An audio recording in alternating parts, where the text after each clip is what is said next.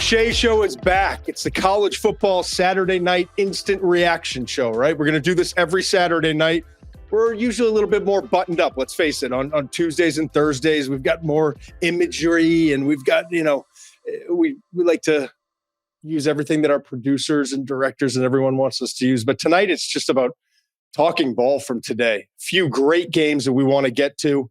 Penn State, Ohio State featured game, number 4 versus number 3. 20-13, Ohio State wins that one. We've got Florida, Georgia, rivalry a lot closer than we expected, Muench. But Georgia holds on 34-20. And Oregon, Michigan. Thought Michigan would have a little bit more fight. My goodness, is Oregon.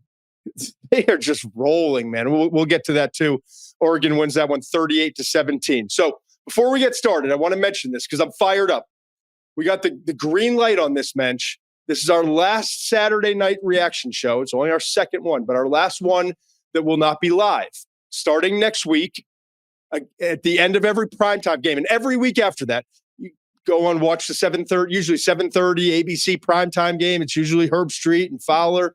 After that game, we will be on live on YouTube, and then we'll obviously have a podcast that's produced from there that will be on Spotify. And everywhere else you get your podcast. But starting next Saturday night, after one of my favorite games in the college football year, every year, Alabama, LSU, Baton Rouge, best place to watch college football on a Saturday night. So we'll get into that next week. But just so you know, starting next week and every week after that primetime game, we will be on live on YouTube. So with that in mind, Muench, let's get to the big game today, right? Let's dig right in. Like I mentioned, number 4, Ohio State goes to Happy Valley, plays Penn State. Buckeyes and Ryan Day get a much-needed win, right? Both teams needed it. All the numbers were out there. James Franklin, all the struggles he's had against Ohio State, against top 5 teams, all the struggles that Ryan Day in this program has had against Michigan, we know, and also in top 5 games, a lot of close games. But a huge win for Ryan Day in this program. And really, it was fascinating to me because the final score was 20-13, right? The first 5 minutes were dominated by Penn State. I thought, okay, is this finally the year? We talked about it, right. Is this the year that Penn State's got a little bit more? James Franklin's going to get them over the top. They come out, and let's also say, you love when you have a big game like this and there's no excuses after. Penn State can't come back and say, well, if Drew Aller played, because we thought coming into the game, there was a chance. We knew Drew Aller was going to play, but was he going to be able to play at a high enough level? Was he going to be without his mobility? And with the knee injury, and it just wasn't the case. We saw in the first drive, his mobility not only was adequate, it was a key component in what they were doing offensively. He had 3 runs in that first drive, climbed the pocket on another throw, and was able to connect with his receiver down the field. So, and to be honest with you, Bo Prabula, the backup who played so well last week against Wisconsin, he came into the game in a certain package that they like to run with him in the red zone. Comes in the game, I think it was an incomplete pass, and more importantly, it was a penalty for an illegal offensive lineman down the field. So that actually set them back. They wound up kicking a field goal in the first drive. Ohio State comes out. Will Howard doesn't see the cornerback squatting and jumping that route. And all of a sudden it's a pick 6, and now it's 10-0. Nittany Lions are up. The place is going, they're going nuts. Right. And you're like, uh-oh. Is Ohio State with that offensive line, is Ohio State going to be able to climb its way back in? The Buckeyes absolutely dominated this game for the final 55 minutes. Dominated this game. Right. Go ahead. If there's no pick 6, and we'll get into it probably a little bit later, and Will Howard doesn't fumble at the goal line, I think this game's a blowout. I don't even think it's close. So, it just speaks to, and again, I think that Ohio State has that big game experience. They don't panic.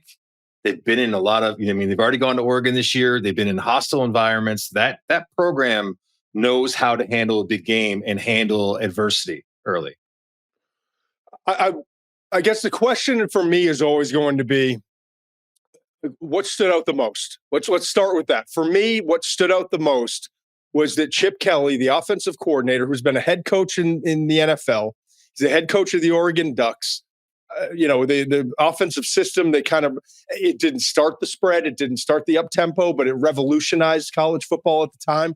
Goes on to be the head coach of the Philadelphia Eagles, the head coach of the San Francisco 49ers, the head coach of the UCLA Bruins, and makes the highly unusual decision because Chip, we go back to UNH days. He was the head coach of UNH. We're playing at Richmond. Ryan Day was his quarterback. Where were the Richmond Spiders? We kind of know all about him going back 25, 27, almost 30 years now, right?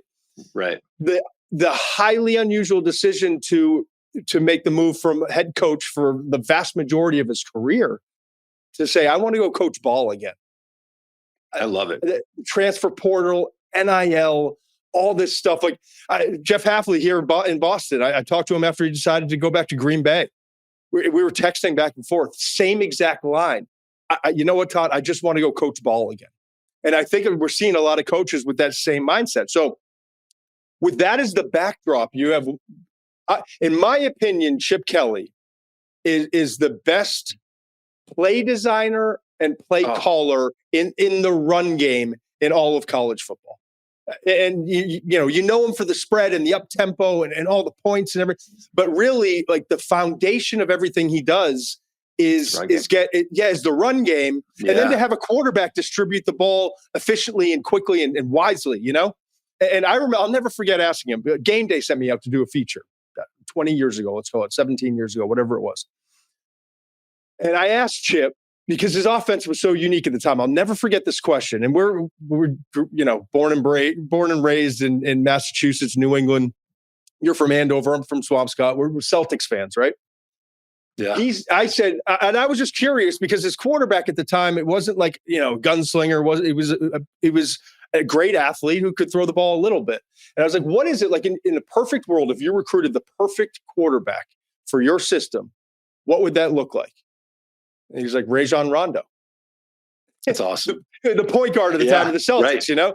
And so it kind of like got me into his mindset, like someone who can distribute the ball efficiently, make good decisions, someone I trust carrying the ball up the court, So with that in mind, like it's always been about the run and utilizing the quarterback to get the ball out quickly and finding unique, creative ways to get your playmakers the ball in space, including your running backs.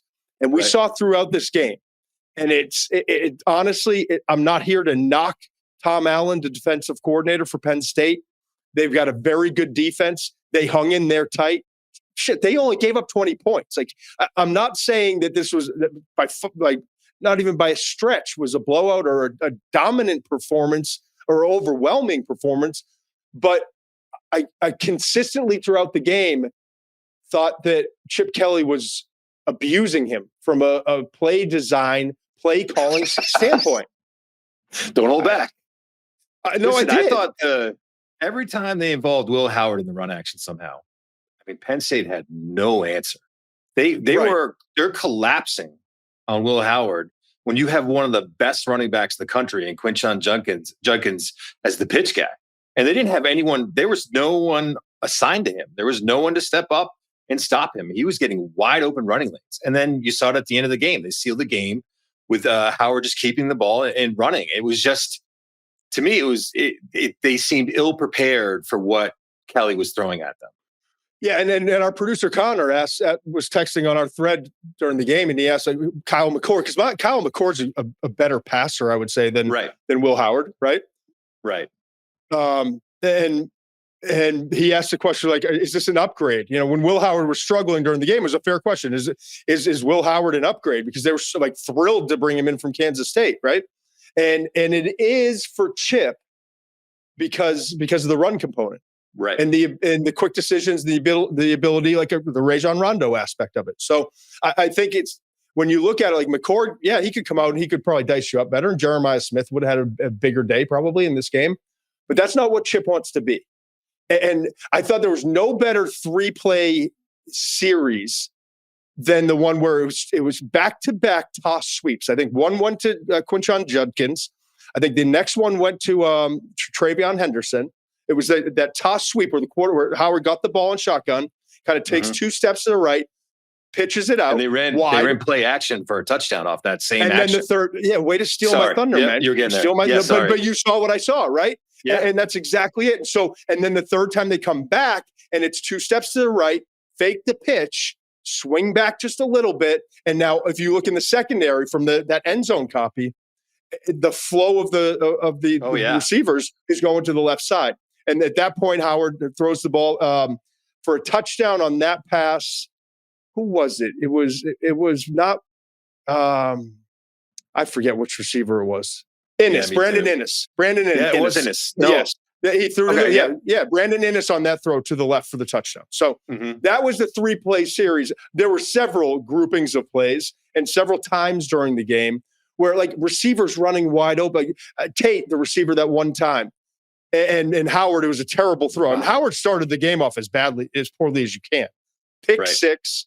You talked about the fumble going in the end zone. How about the receiver Tate down the right rail? Throws him out of bounds. Throws him literally out of bounds. And that's when I think Conor's like on his phone, texting, where's McCord? Right? Where's McCord? Yeah, exactly. Yeah. And it was a fair question. But yeah, so to me, like the ability to create in the run game, and then also when they did throw the ball, getting receivers open for McCord throughout this game. I thought it was a masterclass. So if you're asking me what stood out most, it was this run game of Ohio State, but specifically the run design and the play calling within the run game, and then marrying the passing game to that. It was brilliant. And that's what, honest to God, that's why you brought Chip in. And this is the game that when Chip is sitting out at UCLA and it's 70 and sunny, and he's the head coach, and he's watching players, the NIL and all that stuff. It's like, it's beautiful out here. He's got a beautiful place in Manhattan Beach, hanging out with Russillo, and Stanford Steve comes out and hangs out. I was out there for a UCLA game 2 years ago, hanging out. Like it's a nice life. Right. It ain't New England. It ain't Columbus in December, Right. But he's like, I got to go back and coach ball. And you make that decision for a game like this. And it was brilliant to see. It was a lot of fun to see. Do we know who called who? Did Day call Chip and be like, hey, man, do you think about maybe want to do this? You think Chip called Day and said, I'd love to come in. I know you're looking for a coordinator. I just would love to have heard, to be a fly on the wall for that conversation would be great. Because I think it's changed you got to remember him. Like I said, Day was his quarterback. Right. No, they definitely have it's not like they don't have a relationship. Right. So they're talking all the time. They're talking all the time. So who brings it up first? I'm sure Chip's bitching about the current system, as he did publicly. I'm not saying anything that Chip has said to me that he had. I mean, every interview that he had as the UCLA head coach, not every, but a lot of interviews as a head coach, talking about the state of college football, like that. It went viral when he laid out a plan that would be brilliant for college football. Like his mind was being used on those sorts of things, and not enough in what he truly loves about this game. And that's what made it better. The game is better with him calling plays and designing plays. I totally agree. And we saw it today. The other thing, so with that is kind of the foundation or the backdrop of what was most impressive for me. I know, talking to you, former offensive lineman, all week long, how the hell is Ohio State going to fix this problem? Josh Simmons, the left tackle, down with an injury, talking about him rising, potentially first-round pick, playing great early in the year. Scouts talking about him, buzz all about him, right? And then now he gets injured. And then we saw in the last game, last outing against Nebraska, right? Yeah, Nebraska. Yeah. Without Simmons in there, the backup struggles. He gets nicked up. The third string tackle comes in. Then we talked to Joel Klatt. What a great conversation, by the way, looking back on Tuesday. Interesting, right? The way it played out. Yeah. You know what I mean? It was fascinating how it played out. I thought about that conversation while listening to him cover the game with Gus Johnson today, like 5 or 6 different times. Right. And the first time was when they brought out Donovan Jackson at the left tackle position, but then watching throughout the game and how they kept talking about the offensive line and how he told us that position switch was going to be made. So you, as my resident offensive lineman, like, what did you see today from that group? So you take Donovan Jackson, your all-world left guard, and you kick him out to left tackle. You bring in the guy who played center last year, Carson Hintzman, hasn't played a lot this year, and you're playing him at guard. And I thought, never started at guard before. Right. And Joel Klatt made this point during the broadcast. He's like, he's never played guard before. Jackson's never played tackle, but they have played next to each other. And I do think that's a good point.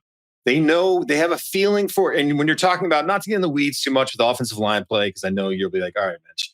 But when you're combo blocking up to the second level and you're deciding who's going to come off for that linebacker, when you're passing off stunts, when you're picking up pressures, that stuff, that experience, that knowing what the other guy is going to do is important. And I will say that I didn't think it was a flawless performance. There were issues with pass protection.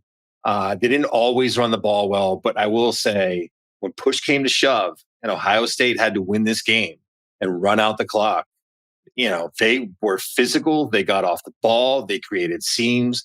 They did what they needed to do for Ohio State to get a win in that game. And I think it's encouraging going forward that if that's how that group of five played in their first game together, there's no reason to believe it won't continue to get better. Few other things that jumped out, and that was awesome to see. A few other things I want to touch on before I then want to circle back to the fourth quarter. So we're always keeping an eye on prospects, right? And I can't wait to watch this tape. Like we just watched on TV. We got to study the tape. Probably get to it tomorrow on Sunday and a little bit on Monday. We can circle back on Tuesday and see what we saw from the coach copy tape. But my goodness, did Penn State struggle to get open? Like the wide receivers and the tight ends, right?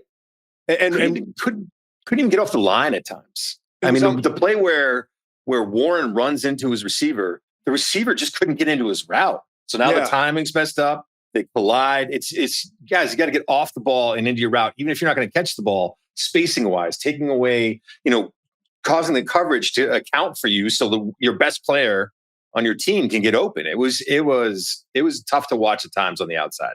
Yeah, and I remember not winning 50-50 balls. I remember asking Joel, like, all right, so Tyler Warren's not going to have 17 catches in this game like he did against USC. We all love Tyler Warren, one of the top 3 prospects at the tight end position coming up in this class. Probably going to be a top 50 pick. Love him, but you can't beat Ohio State with just Tyler Warren, and USC doesn't have the safeties or linebackers to cover Tyler Warren. The one-on-one matchup that was awesome to watch, and this is the one I can't wait to watch on tape. How about Caleb Downs? Yeah, the youngster. I mean, that cat's going to be a first-round pick.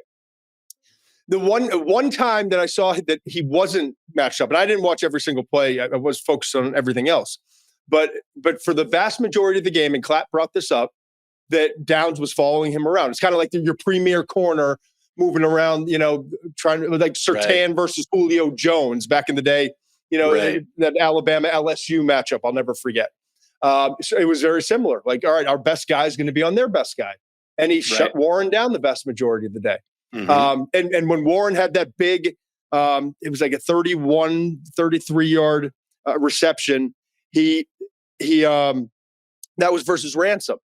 Right. The other safety. And so that was that. What a play that was, by the way. Great play. Unreal. And we'll get to, I want to come back to that in a little bit because that drive drove me nuts. But anyway, if you're an NFL scout, watching that one-on-one matchup was fascinating to me. The other thing that was fascinating to me from a scouting perspective and just from a game perspective, talk about like the wide receivers not winning was critical in this game.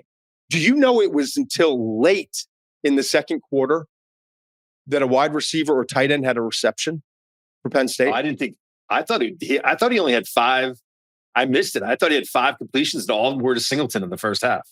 There was one, I think, late in the first half. I'll have to go back to it. I thought there was one to a wide receiver. Right, it wasn't of any major significance, but one to a receiver in the first half. Yep. And Singleton had the 5 catches out of the backfield. I like Singleton. 5, I like Singleton. I don't love him. This is an unbelievable running back class. But Singleton's a good player. But those corners, the other thing we talked about with Klatt, what's going on with the Ohio State defense? Well, part of it is, and I'll never forget to say this, part of it is the individuals aren't playing to the level. And some of it is at cornerback. And he didn't say the name, but we kind of both knew Denzel Burke was the guy that he was talking about a little bit. Denzel Burke had not played great. Denzel Burke played pretty good today, man. Yeah, and I know those Penn State receivers aren't great, but they're still Penn State wide receivers. Like, It's It was good a nice bounce competition. back game for Burke. The week before, he got beat for the go-ahead touchdown in the Nebraska game. Yes, So, exactly. yeah. And then Right. Davison Igbinosun, who's played better this year, hasn't been perfect, but played better. He was awesome today. Well, From what I saw. I couldn't believe that pick. I didn't think that there's no way in real time that I thought he came down with that and was able to pull that away. It was unbelievable. And he was interfered with. He was like the receiver, I think it might have been Fleming, pushed off on his helmet. And somehow he was still able to keep a foot in, grab. Those are the kind of plays you just don't see every Saturday. It was incredible. There was a couple of those. We've seen like the one-handed interceptions. We've seen like you got Moss interceptions over the head. We've seen all sorts of special. That one was so friggin' unique. Yeah. Like it happened so fast, like in real time. And I was like, was that a catch? No, it's not a catch. Incomplete. All right, next play. And the next thing, and it's also in that corner of the end zone where you can't see everything, So it's like, what just happened? Like, and what God happened bless down that there? camera, man. And I think Gus or one of the guys, they like gave him like that camera, like the angle he had where it was like unreal. And then to gain possession of it so quickly. That was the thing. It was like he'd stick him, right? That was that fucking catch, man. That interception. That was that changed the whole thing. Right. If you think about that, they get that score there. Yeah, if that's a score. End of the first half. Yes. It's a different momentum. It's got a whole different vibe. The whole different vibe. That was the play of the game. There's no, like in my mind, there were a handful of great plays. That was the play of the game and one of the plays of the year in college football. I'm worked up about it. Yeah, where do we go now? It was all right. So the wide receivers and tight ends for Penn State getting blanketed was huge. They're right. and just schematically, right? When you realize in game, like third series as defensive coordinator, and you're Ohio State, and you're like, this isn't a problem. Now it's like cover 0, cover 1 all day long. If we're playing cover 1, we're doing it because we're hoping our free safety just gets a beat on a ball and goes and gets a pick. But we don't need them back there. Yeah. And then what else is that too? Now your safeties are involved in the run, like all the cliches. But as a defensive coordinator, it allows you to get a little more aggressive, a little more exotic. Right. And then you see early on the refs were, Joel made the point that the ref said to him before the game, we're going to let him play. And they let him play. I don't think it was unfair one way or the other, but you got to play the game that they're calling. And if you're Ohio State and you're those corners and they're letting you get that physical, then play that physical. That's the way it's getting called that day. So I thought that was something else that they took advantage of. You want to play cover 0 and you can get real physical with receivers getting off the line. I think it's a benefit to your defense. All right. So 3 things that stood out in the fourth quarter. I just want to rip through the fourth quarter real quick. Because this game was huge. That Ohio State has the ball. It was ruled a fumble, I believe, a catch and fumble on the field. Incomplete pass. That was early fourth quarter. Early fourth quarter. It was reviewed, ruled an incompletion, not a fumble. That was a huge call. Huge. Massive. And I thought, because again, that was another opportunity where the thing felt like it was about to shift. Felt like it was about to shift in that with that Igbinosun interception right before the half, and then it again felt like it was going to shift that first drive in the fourth quarter. Okay, Penn State's going to get the ball back. Here we go. And all of a sudden, it like that play allowed it extended. They didn't get a touchdown, but it resulted in a field goal. Now all of a sudden, Ohio State's up 20-13 with 10 minutes and 17 seconds left. What'd you have to say? Do you think I was going to say when it was first called, when you watch that play, Will Howard actually makes a a touchdown saving tackle. So he actually is the one who makes the tackle on the play. And I was like, that's interesting if they get the ball. I ultimately think they got it right, though. It was a bang play. I meant to say it was a huge call, but it was the right call. I think it was the right call, too. Yeah, it was. I think the replay booth, what a monster game for the replay booth. And I thought that they had a great Nailed day. it. Those 2 plays were critical. And they got them both right. Remember the interception was called incomplete. Yep.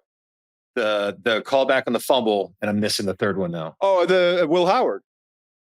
The fumble Touchdown. into the end zone. Yeah. So there's 3 and they got all 3 right. Time calls, and they got all 3 you really right. if you're Penn State, you can bitch because you're Penn State and you want to. You really can't. Like, no, you're not getting like national sympathy. There's not going to be shows to watch where people are like, oh, I don't know. Like, they were just the right calls, man. Couldn't agree more. All right, so Penn State now gets the ball back. It's 2013, 10-17 remaining. They get the ball back. Best drive of the game. 31. We talked about the 31-yard catch versus Ransom for Tyler Warren, okay? Then, hey, by the way, our best player really hasn't been involved in this game. Maybe we should get him involved. All right, let's run that option, creative option, get it out to Tyler Warren again, 33-yard run. Gets him down to the 3-yard line. First and goal from the 3, Muench. Yeah, I think you were first and goal Penn State from fans the 3, and Tyler Warren doesn't touch the ball again. I don't care if you put him in at fullback. I don't care if you have him throw a pass and run the option himself. I don't care. He has actually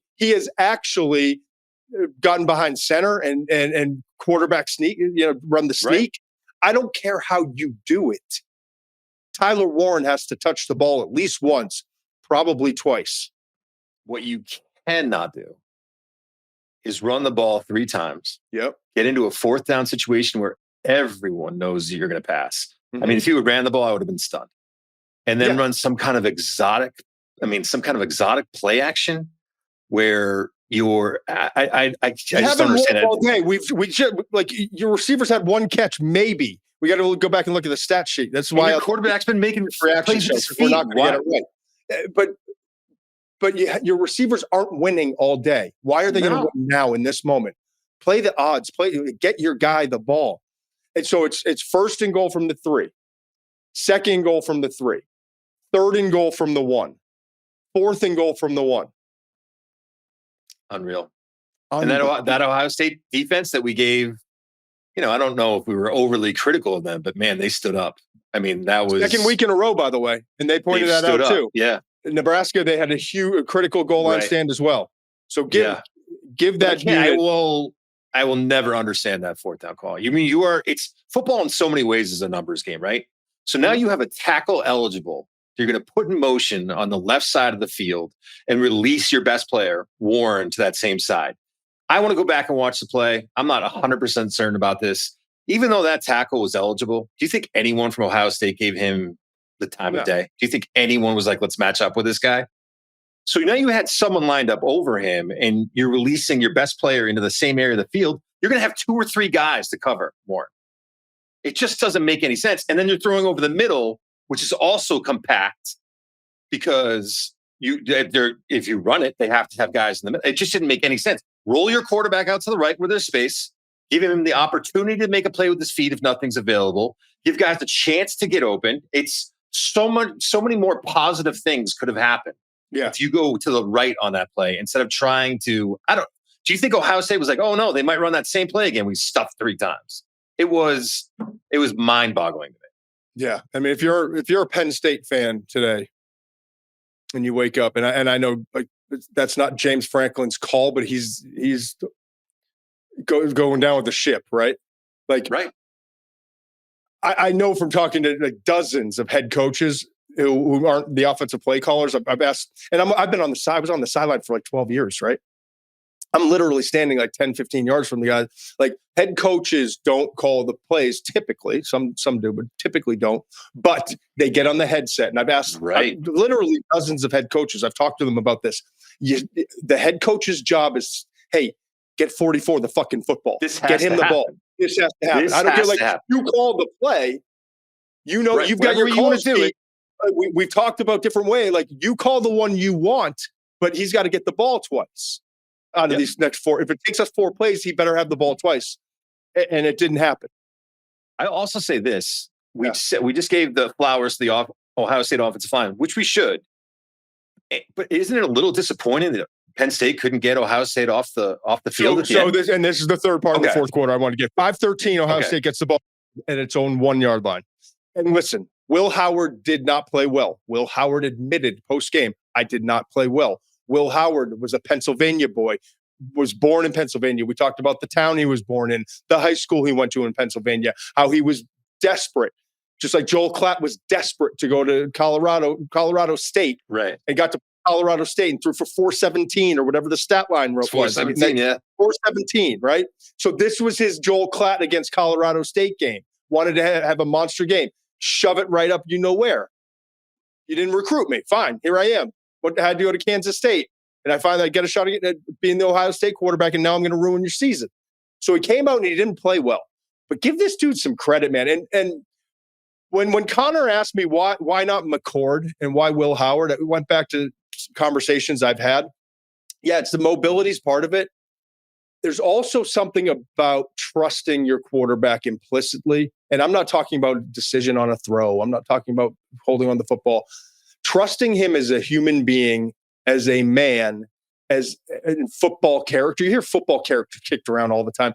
Football character, there's so many different elements to it, but part of it, especially at the quarterback position, is when we need you, when it's most desperate, when it's most important, will you do anything for this football team, including erasing the memories of the mistakes you've made in this game? Right.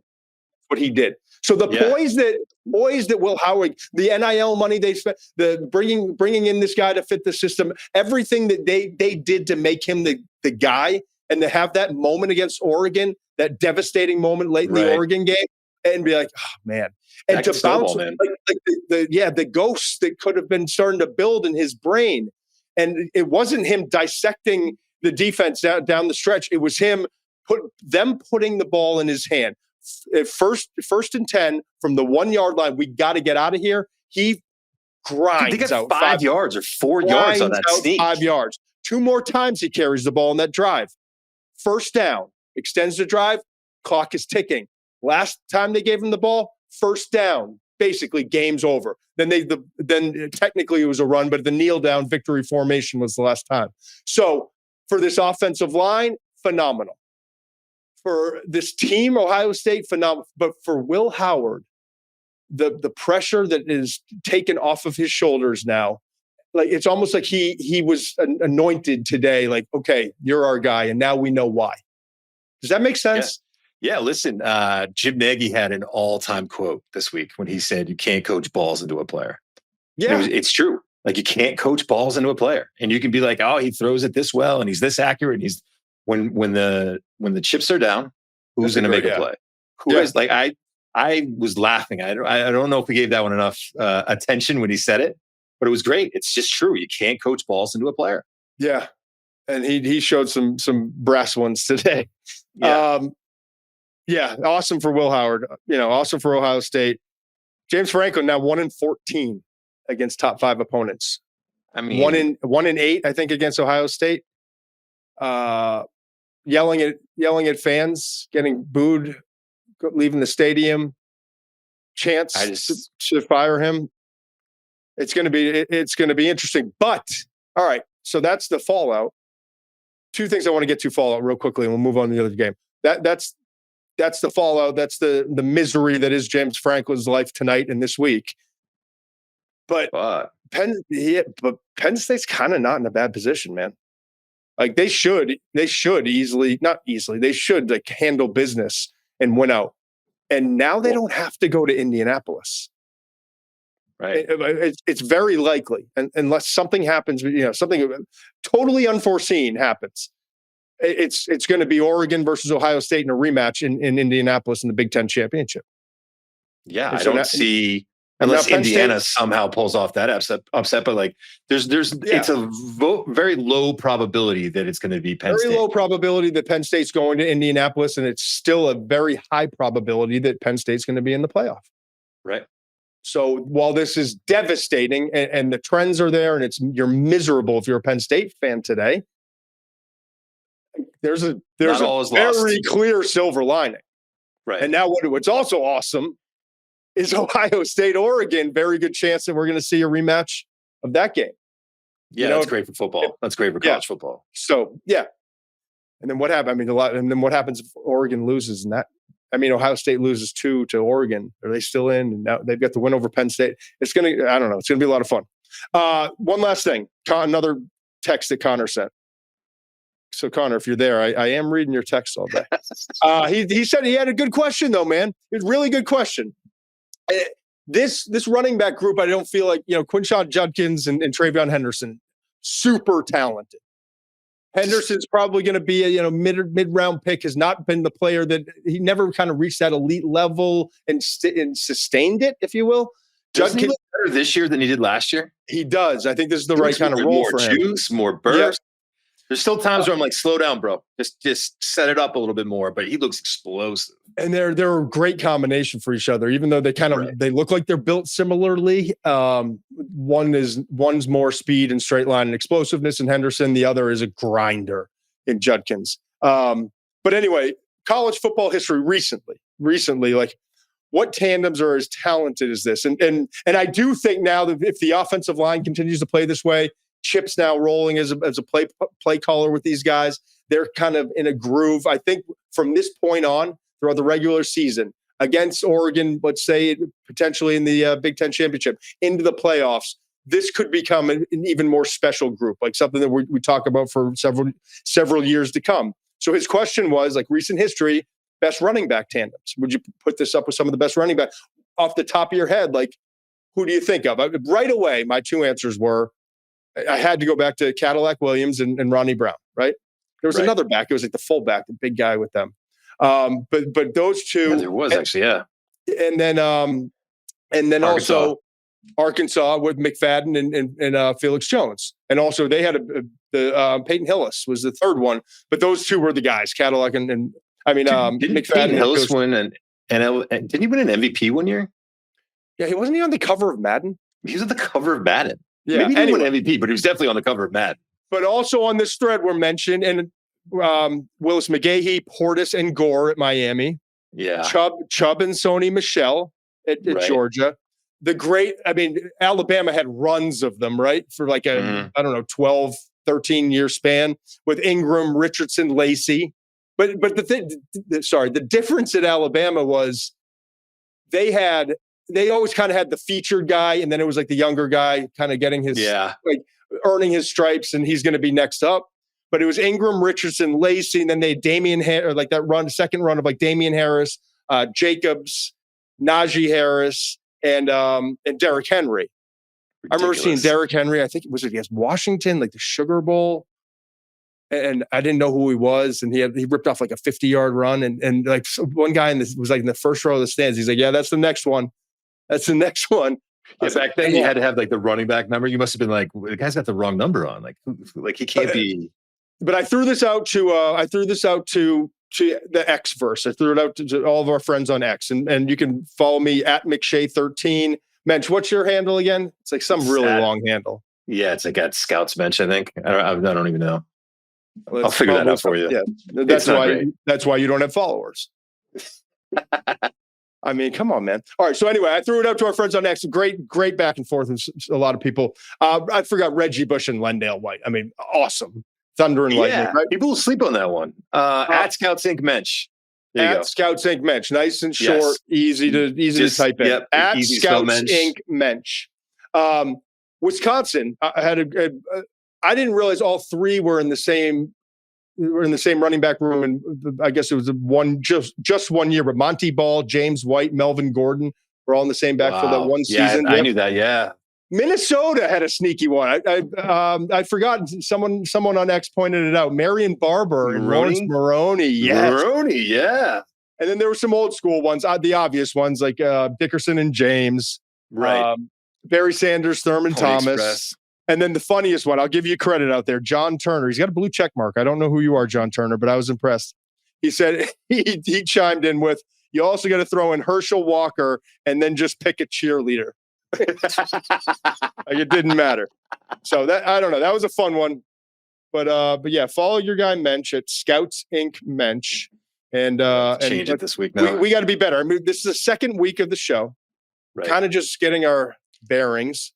We'll start we need to start interacting more on social media. We're getting clips out and doing all that stuff. But like I want fans, I want like interested, next up scouts, everyone to get involved in the show. And so it's on us to start including and getting people involved more. And that was our first way to get started on that. All right, Mensch. Let's stick with Oregon, Michigan real quick. And I just want to get in like what jumped out real quick. I'll give you what jumped out for me. Because I just want to stay in the Big Ten while we're here. I talked about Oregon like just rolling, right? The final was 38-17. I don't think I realized coming into the year the depth of weapons that Oregon has. I absolutely love Jordan James at running back. I love his run style. We'll get into him and how he fits into this running back class. We've talked briefly about how loaded this group is. I mean, you obviously you've got Ashton Genty, who's making a run at the Heisman, who's going to be a top 15 pick, very likely. We talked about Judkins, Amarian Hampton from North Carolina, Travion Henderson as well. We talked about him today, Nicholas Singleton. So we saw a bunch of good running backs today. ETN got knocked out of the Georgia-Florida game. We'll talk about that later. But I like this. I'm talking as a mid-round pick, like day 3. I'd really like Jordan James, his lateral cuts, his bursts up the field. I love his vision and his sharp, like the snap he has as a runner. I love backs who run low to the ground and have a lot of snap. And Jordan James has that. But all these weapons at receiver, man. And Dylan Gabriel's he's dealing. Yeah, he is. And we've talked about Stein and his journey to where he's gotten at Oregon. And you talk about can't coach balls. Well, you also with coaches, it takes kuyans, right? Yeah, it takes kuyans to make a decision to bring in a guy who's been like a GA and like a high school, not even a head coach, like an OC. And that's what he did with Stein. Dan Lanning did with his offensive coordinator. But they've got weapons. Gabriel is comfortable. Stein has got him comfortable, and they've got weapons. And everyone knows about Evan Stewart and Tez Johnson. Like we knew that coming in. What I did not know, bud, is that this Justice Lowe guy was going to start to emerge like halfway through the year. The last 2 weeks, he's been a huge part of this offense. And how about Trayshawn Holden today? Who saw that? 6 catches, 149 yards. This team is legitimate. That is my takeaway. Holden looked the part. I mean, I was like, how has this guy not been making more plays? I mean, he had 6 for 149 today. He's had nowhere near that production. It's almost like, where have you been? When you're watching it, you're like, that's just another guy that's emerged that they can go to. I will say this quickly on the Michigan side of the ball. Yep. I left when we finished watching Penn State, Ohio State, I was like, Warren might be tight end 1. He might be tight end 1 in this class. And then Colston Loveland goes out and catches 7 for 112. And just does what Colston Loveland does. Like they're different kind of players, but I don't see tight ends separate like Loveland does. And then the ball skills, he had one, I guess you could call it a drop where, they had to replay it. But he is after the catch, he's a dude. I mean, he's just, it's impressive. And every time I'm like, oh, maybe Warren's the guy. And I thought Mason Taylor was going to be up there. I think Mason Taylor's behind those two now. He's behind those two. I think Loveland and Warren. I think you could flip flop them how you want. I think it's gonna be interesting. I think if you took a poll, it would be Loveland 1, Warren 2, like a majority. But I don't think anyone's going to beat you up. And I think Taylor's 3. There's a drop off after that. There's some other decent guys, but there's a drop. There's 3. Kid Ferguson from Oregon though, he's playing well too. Speaking of other weapons, Big J catch wise, and is it Sadiq? Is the other one?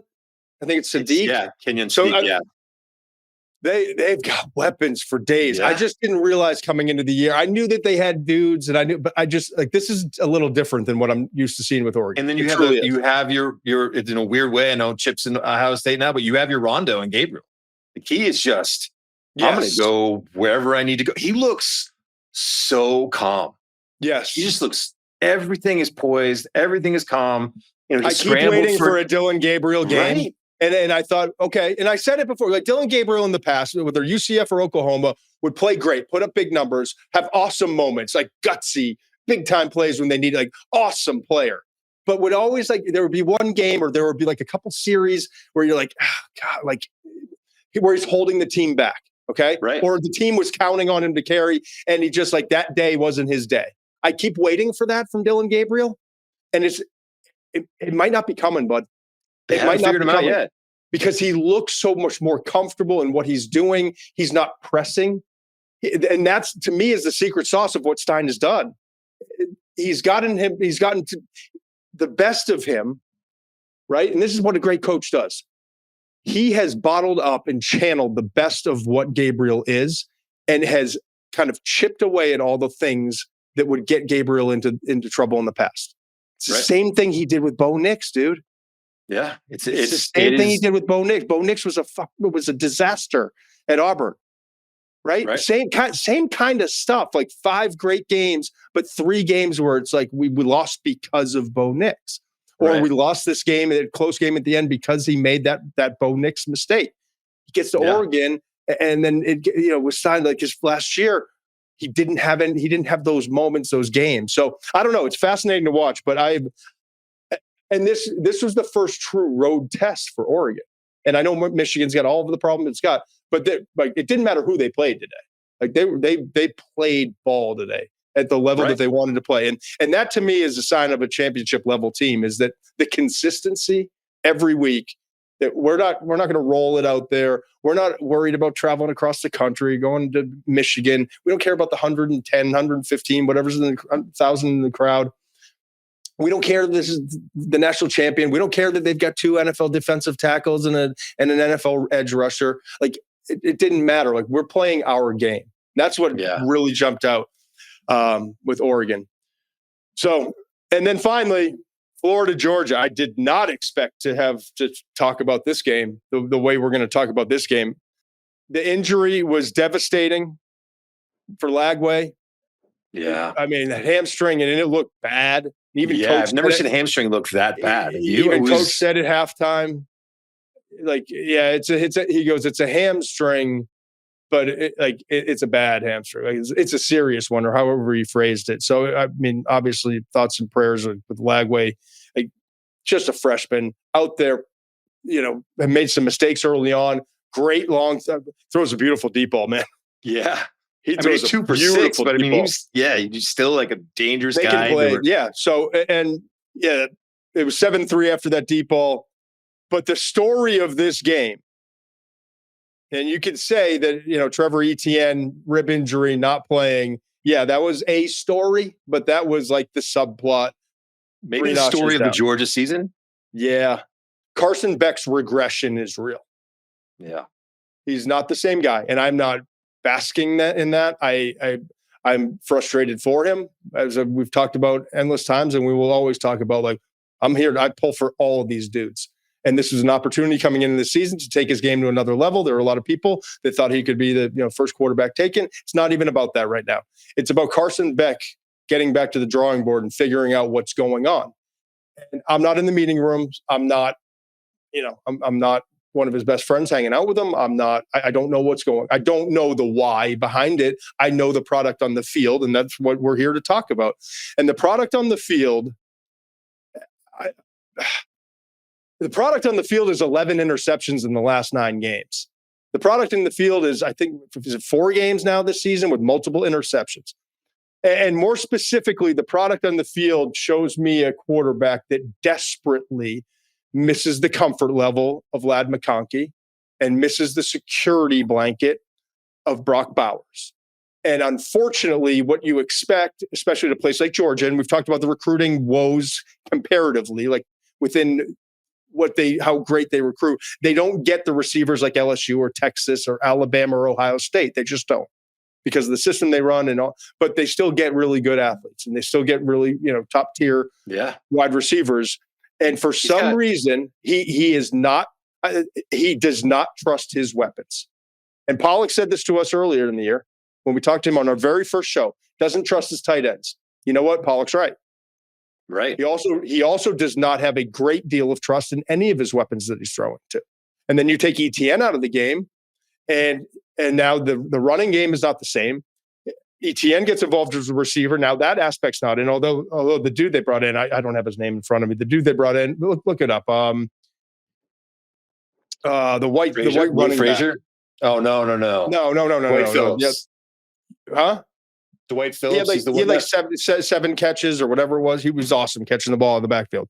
But my point is, looking down the field, going through progressions, I just see a quarterback that's not comfortable. I'm going to go back and study this tape, but I saw like the camera angles and and watching the game, they're so good. And it's basically like watching the tape sometimes when you got Herb Street and Fowler on the game. When Herbie's got his clicker going and they've got the sky cam, they've got the end zone, they've got the all 22. Like they show you what you on certain plays, especially with quarterbacks and big plays, you're going to see everything you need to see. And I saw it. Right. The first two interceptions, just bad ball. Not seeing the picture clearly, and I don't see him pressing. But I don't see Carson Beck having an awful lot of like care for protecting the football in certain situations. They're just throws you can't make, man. With the game experience he has at the level that he has played, there are decisions that he can't make. There are throws that he can't make, and the lack of seeing certain, like on the first interception, I want to say the safety dropped, or the corner, the 6'2" corner, 28, I want to say, dropped off. And he had kind of looked, and he was looking back, and then he came back to it, and it was just a lack of late. It was kind of like when you're driving a car, and you look to your left, right? No car coming. You look back to your right. Now that you're all clear, no car coming, but then you just take off. Yeah. Right. Instead of looking back one more time. Now all of a sudden, this Lamborghini, we call it, because that's what Carson Beck is driving these days. Not to be a ball buster, but if this Lamborghini comes screaming down 95 miles an hour, you didn't see him because you didn't peek left before taking a turn to the left. That's what that play was. Okay. And then the next one, they said on the broadcast double coverage, even the defender who was in trail man-to-man coverage, trailing the receiver, I think he would have gotten there had the first guy got the interception. The guy behind him would have had the interception. And at the very best, the third defender who was in trail would have probably batted the ball down. So those, I caught a glimpse of the third interception. I don't know if you saw it, but it really, the point is made. He also got away with one. I mean, he threw one to a linebacker, safety dropping underneath and went off the guy's hands. It was, I mean, he easily could have had 4 picks in that game. But by the way, he's got 5 over the last 2 weeks, 8 over the last, or 5 of the last 2 games, 8 over the last 4 games. Yeah. Not good, man. No, obviously not. So when we start talking about, let's keep it on Georgia for a minute. On Georgia, he does bounce back a little bit like, they can't get away with it. They got away with it against an inferior Florida team and a third string, not a second string, a third string quarterback, and Aiden Warner, who was playing at Yale last year. So they get away with it. They get out of there with it looks on paper, what was a 14-point win, but it was an absolute battle because of Beck, And so the positive is, as I was about to say, against Texas second half, Alabama, against Alabama second half, he bounced back and was really good. And after the third interception, he was 12 of 14 for what it's worth. But yeah, but I also thought that they did a good job of getting to what he was comfortable with, which is just getting, a lot of predetermined reads, getting the ball out of his hands quickly, and not really putting a lot of pressure on him to make reads or downfield throws. It is what it is. By the way, they go to Mississippi next week, and Ole Miss kind of woke up a little today.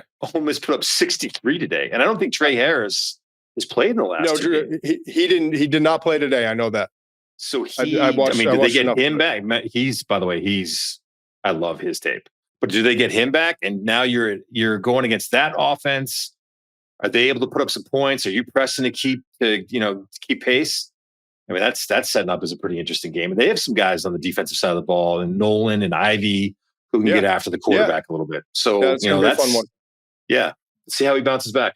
And then we got a lot to talk about with this quarterback class. Beck came in, as always. When Pete Thamel mentioned to us mentioned to everyone in the game day early in the year when he polled everyone, pulled all the NFL scouts that he talked to, and Carson Beck was coming in the majority vote to be the first quarterback taken. And now Shedeur Sanders, Garrett Nussmeier, Cam Ward, Quinn Ewers up in there, Jalen Milroe. He could be the 6th quarterback. Now Milroe could go back. Nussmeier, as we talked about, could go back. Yeah, the love's not there, as Jim Nagy pointed out, for Cam Ward. Like a lot of people thinking that's going to be something I'm going to dig really into Cam Ward's tape this week. Yeah, that was a fascinating part of the Nagy conversation. And I think it's great because I've watched the first tape against Florida. I've watched them on television. I'm going to dive back in. We're going to have a conversation about that on Thursday. Yeah. But speaking of Pete Thamel, kind enough to join us on Tuesday. It's the rankings reveal, the first rankings reveal for the college football playoff. This is going to be exciting, man. 12-team playoff. First rankings reveal is on Tuesday. We're going to have our show, and I'm sure my producers will yell at us after, but we're going to have our show on Tuesday as regularly scheduled. And then we're going to do an add-on show. I'm certain you can find it on Spotify. I'm hopeful. I know you're going to be able to find it on YouTube at some point. We'll see, when we're able to get that up. But it's going to be after the rankings reveal show is on. And you and I are going to come on and just talk about it, man. Figure out what the landscape is. We've seen the AP poll, the horrible coaches poll. We've put together our polls, all that stuff. But now we're going to have some insight into what the committee's looking at, where those guys are all going to rank. And my good friend Pete Thamel, who's also he's got New England ties. He is going to join us on Tuesday. Very busy man. Don't know how long we can get him, but he's scheduled to come on with us Tuesday, and then we'll come back after that show, which will be on Tuesday morning. We'll get it to you as soon as we can, probably early afternoon. After the rankings reveal show, we will have a follow-up where you and I break it all down on Tuesday night. So an exciting week here at the McShay Show. And then next Saturday, remember, we're fired up for this. Next Saturday, we're going to be live after the LSU hosting Alabama game. Always one of the great games of the season. And we'll be on. We'll screw it up. We'll have to, fight through it. But we'll see if we can put together a show for an hour or so next Saturday night. So until Tuesday, we appreciate you downloading, subscribing, liking, all the things that you do. Please check us out on X at McShay13. And Muench is at Scout Muench. There you go. Send us some questions, folks. Send us some questions. Send us some topics. There's a lot that we want to get into, but there's a lot we want to hear from you too. So until Tuesday, take care. Must be 21 plus and present in select states. For Kansas, in affiliation with Kansas Star Casino, or 18 plus and present in DC. Gambling problem? Call 1-800-GAMBLER or visit rg-help.com. Call 1-888-789-7777 or visit ccpg.org/chat in Connecticut or visit mdgamblinghelp.org in Maryland. Hope is here. Visit gamblinghelplinema.org or call 1-800-327-5050 for 24/7 support in Massachusetts, or call 1-877-8-HOPE-NY or text HOPE-NY in New York.